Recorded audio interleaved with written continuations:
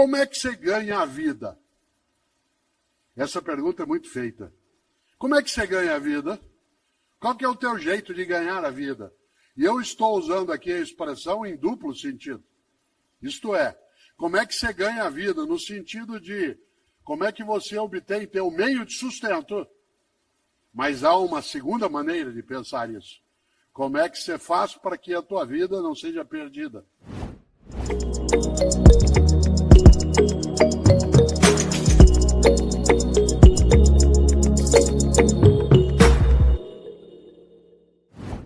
Eu gosto mesmo de lembrar o quanto que é impactante algo que está num dos evangelhos. Para uma pessoa aqui, entre nós que tem algum acesso à Bíblia dos cristãos, já deve ter notado, os cristãos têm 4 relatos oficiais sobre a vida de Jesus de Nazaré, né, que são chamados de evangelhos, né, os evangelhos canônicos, são 4 deles, 3 deles são sinóticos, isto é, eles contam uma história paralela, que é o evangelho de Mateus e Lucas, né, e de Marcos, e um não é sinótico, que é o evangelho de João. Mas, no evangelho de Marcos,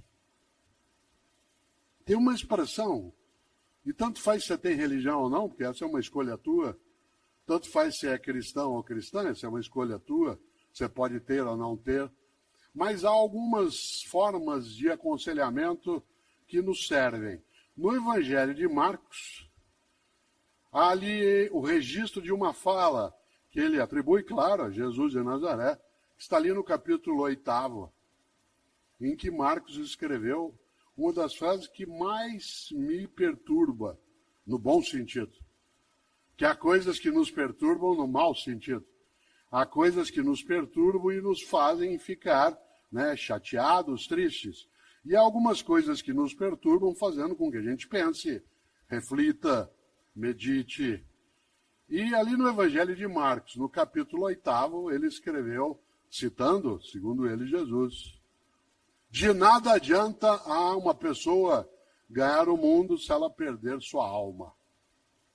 Aliás, o texto original é: de nada adianta a um homem ganhar o mundo se ele perder sua alma. Em outras palavras, de nada adianta você ter tudo se a tua identidade, tua autenticidade, teu propósito, isto é, tua verdade, ela vai por terra, ela desaba, ela é esmagada. Essa frase vale pensar, porque essa frase nos coloca um impositivo, nos coloca algo que a gente chama em filosofia de imperativo, que é nós entendermos que o propósito, sendo benéfico, sendo algo legítimo, sendo decente naquilo que fazemos, ele nos dá vida em vez de tirá-la ou diminuí-la. De nada adianta uma pessoa ganhar o mundo se ela perder sua alma. Isto é, se ela for devorada por aquilo que pode ser a ganância, pode ser o egoísmo, pode ser a arrogância, pode ser o desvario. Por isso, eu gosto e vou fazer essa pergunta aqui agora. Não para você responder ou para eu responder, mas para nós pensarmos. Como é que você ganha a vida? Essa pergunta é muito feita. Como é que você ganha a vida? Qual que é o teu jeito de ganhar a vida? E eu estou usando aqui a expressão em duplo sentido. Isto é, como é que você ganha a vida? No sentido de como é que você obtém teu meio de sustento. Mas há uma segunda maneira de pensar isso. Como é que você faz para que a tua vida não seja perdida? Isto é, para que ela não seja demolida, erodida por aquilo que é a pequenez, a tolice, a redução. Como é que você ganha a vida? Há pessoas que ganham a vida cuidando de vida. Há pessoas que ganham a vida encantando a vida. E essas ganham a vida nos dois sentidos, de modo muito mais denso. Há pessoas que ganham a vida apenas no sentido material, do sustento econômico, do acúmulo de patrimônio, que não é ilegítimo se agregado à ideia de ganhar a vida no outro modo que eu aqui lembrava. Uma pessoa que ganha a vida, ou seja, que não a perde, não a desperdiça, não faz com que ela se esvaia, é uma pessoa marcada por uma grande decisão. Ter uma vida com propósito, ter um trabalho com propósito. Uma das frases mais curiosas que eu ouço no mundo das empresas, ou no mundo do trabalho em geral, é uma que eu vou dizer agora. Quando a pessoa vira e diz assim, olha, eu adoro o meu trabalho, mas eu detesto o meu emprego. Eu adoro o que eu faço, mas eu detesto o meu emprego. Isto é, o lugar, o modo de ação, aquilo que é necessário que se tenha como convivência. E você tem também o outro modo. É assim, eu adoro o meu emprego, mas eu detesto o meu trabalho. Ou seja, gosto de ali estar, gosto daquela convivência, mas aquilo que faço não me realiza. Uma das coisas mais bonitas, e eu gosto de fazer isso, há um livro que dá título a esta reflexão, chamado Por que Fazemos o que Fazemos? E ele trata disso, né, que eu estou aqui dizendo agora, ele não é um único. Houve uma época em que, ao término de uma atividade, não era tanta gente, havia uma sessão de autógrafos. Hoje a gente não consegue mais fazê-lo pelo número de pessoas e também pela necessidade de proteção nossa em relação a algumas das coisas que nos circundam. Mas hoje há um outro modo, que eu não chamo mais de autógrafo, eu chamo de fotógrafo. Né? O que é isso? É quando eu terminar aqui, quando eu terminar a minha exposição, eu ficarei sobre o palco e, se você desejar, de modo tranquilo, ordenado, você se aproxima com a tua câmera e aí eu fico andando para lá e para cá, que nem um caranguejo, dado que eu estou, né? Vou até lá, depois eu volto, vou até lá e volto, e você faz uma selfie, se você desejar assim. Há pessoas que gostam de fazê-lo, depois posta.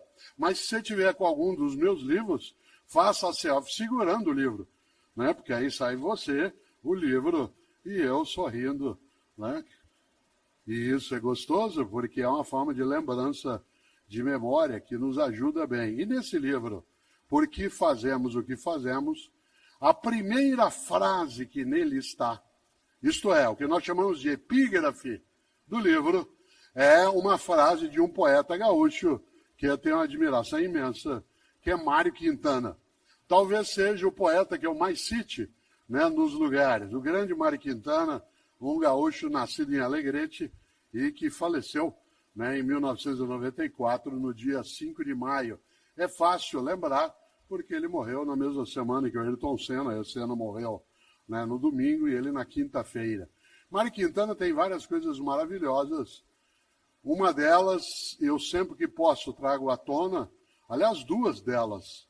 Mário Quintana, eu já disse isso em algumas palestras, ou no mundo digital, mas gosto de trazer à tona. Mário Quintana tentou entrar 3 vezes na Academia Brasileira de Letras. 3. E foi recusado. Não aceitaram Mário Quintana na Academia Brasileira de Letras. Um lugar cheio de imbecis, e vários que não são. Um lugar que já teve vários imbecis e vários que não eram. Não aceitou Mário Quintana. Aliás, sabe quem não entrou também na academia? Carlos Drummond de Andrade, Clarice Lispector, Monteiro Lobato. Nesse momento está se candidatando à Academia Brasileira de Letras, uma das pessoas mais admiráveis para mim, que é Maurício de Souza, um paulista nascido em Santa Isabel, mas que fez a sua vida ali em Mogi das Cruzes. Eu tenho 3 livros com ele. Eu faço o texto, ele faz as histórias com a Turma da Mônica. É uma pessoa, né, assim, incrível em termos de afago, de afeto, e que agora está se candidatando também. Pois bem, Mário Quintana foi recusado 3 vezes na Academia Brasileira de Letras. Vocês sabem que, como bom poeta que tem um propósito firme, ele deu o troco muito bem dado. Para dar o troco em que eu recusou, ele fez um poema. Vocês conhecem, chama Poeminho do Contra. Não é poeminha, não, é Poeminho do Contra. Aliás, esse poeminho, ele devia aparecer em vários lugares. O André, meu filho, que tem mais idade, que está sentado aqui, sabe que eu tenho esse poeminho pendurado né, numa das paredes ali no Parque Tatu, uma coisa gostosa, porque o que é que escreveu Mário Quintana? Guarde essa frase aí, porque ela vai servir para algumas coisas na vida, quando as pessoas, vez ou outra, em vez de serem colaborativas contigo, buscam ser demolitivas. E ele escreveu, é uma trova, ele diz, todos esses que aí estão, atravancando o meu caminho, eles passarão, eu passarinho. Olha que coisa genial. Todos esses que aí estão, atravancando o meu caminho, eles passarão, eu passarinho. Parece frase de para-choque de caminhão no Paraná. E eu sempre penso isso em relação a algumas coisas na vida, e algumas pessoas têm para-choque de caminhão que é assim, na subida você me aperta, na descida nós acerta.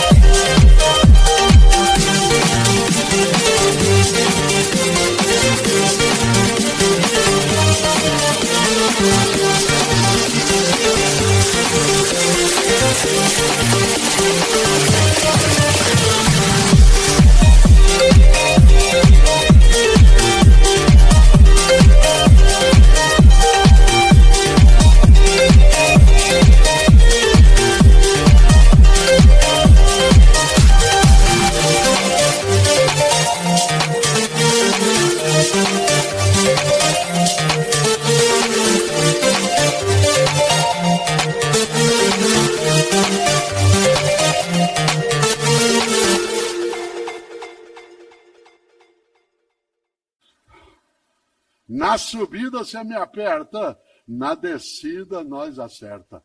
Olha que coisa boa. Mário Quintana tem uma outra trova que quase eu a disse, porque ela aparece como epígrafe do livro, né, que eu mencionei, o Porquê Fazemos o que Fazemos. E essa trova diz, um dia pronto, me acabo, seja o que tem de ser, morrer que me importa, o diabo é deixar de viver.